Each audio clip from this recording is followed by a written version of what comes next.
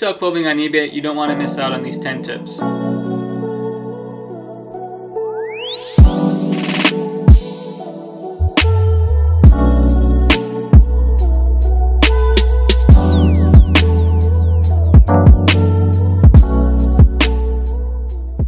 What's up guys, welcome to another episode of Millionaire Mindset. If you're new to the channel, my name is Sam and I provide value to help you grow your e-commerce business. So today we're talking about eBay, and specifically if you sell clothing on eBay, you're going to find these helpful. But if you sell in other categories, stick around because I'm sure you'll learn some other tips. So tip number one, if you're selling clothing, you want to make sure you disclose any flaws, and you want to make sure you really describe what that flaw is. You don't want to be too sensitive about it. You don't want to just exaggerate that your item is perfect, because eBay buyers have hawk eyes and they're going over that item 5-6 times. They're trying to find a flaw. They're probably searching for a flaw to make a big deal out of everything. A lot of the times I found people really don't have anything else to do except to cause drama, so something like that arises, they're going to take full advantage of. I understand that if they want a perfect item, they should probably just be shopping for new clothing, but it just is what it is. Tip number two, take good measurements, and you want to make sure they're accurate. You want to make sure that you disclose all the measurements right away. Otherwise you're going to get bombarded with customers who are just constantly questioning about your item. They're going to be wondering the measurements, and you're just going to have to go back, double check. You're going to have to measure that item out throughout the day. You want to be focusing on stuff that's generating you income. So that's tip number two. Tip number three is take your photos in good lighting. So if you have a dark shirt, for example, you don't want to be putting that item against a dark background. You want to make sure your item can pop. You want to make sure you can take up as much real estate as possible. You want your customers to just be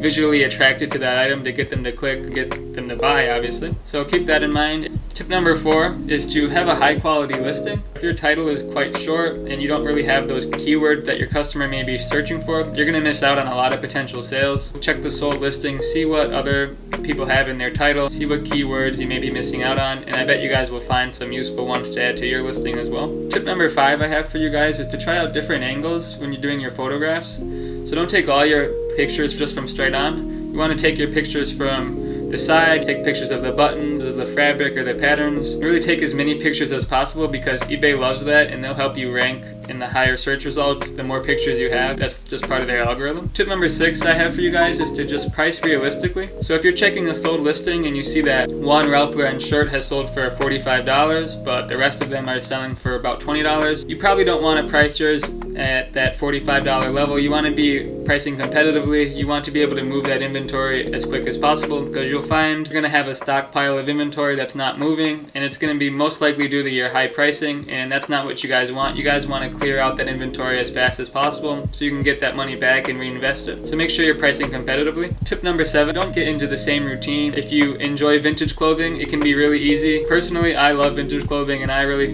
have a struggle of stepping outside that comfort zone, because it's actually fun for me to search for, and I love the hunt for the vintage items. I found that there's a market for everything, so you have to really just get outside your comfort zone. Dive into categories that you're not really into. Even if you're not familiar with them, you're going to find there's some money out there. There's always money in the stores. You just have to go get it. Tip number eight, if you're just starting out, is to stay organized.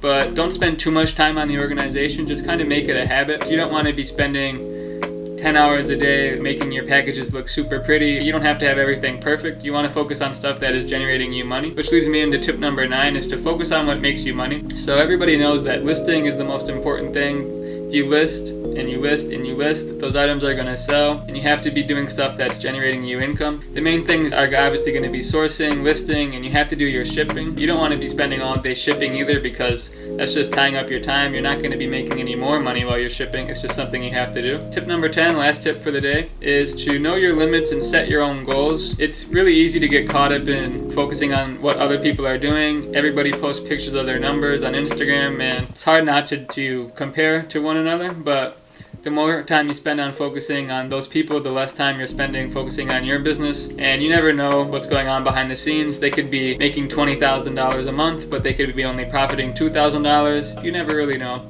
Set your own limits, know how much time you can spend on this business, and treat it like a business so you can just focus and grow daily. You don't have to be doing those crazy numbers. You just have to focus on little baby steps, and you have to be improving your processes every day. And I have one last tip for you guys. If you guys are struggling and you're watching these videos, is to don't be a victim of what's commonly known as analysis paralysis. It's so easy to just overthink everything, But keep in mind, speed over perfection. You want to get those listings up. You want to move quickly. You want to improve every day. And I hope you guys learned something from this video. If you did, please leave a comment and subscribe. If you're interested in e-commerce, I'll be posting a lot of related content. So I hope you guys learned something. Thanks for watching.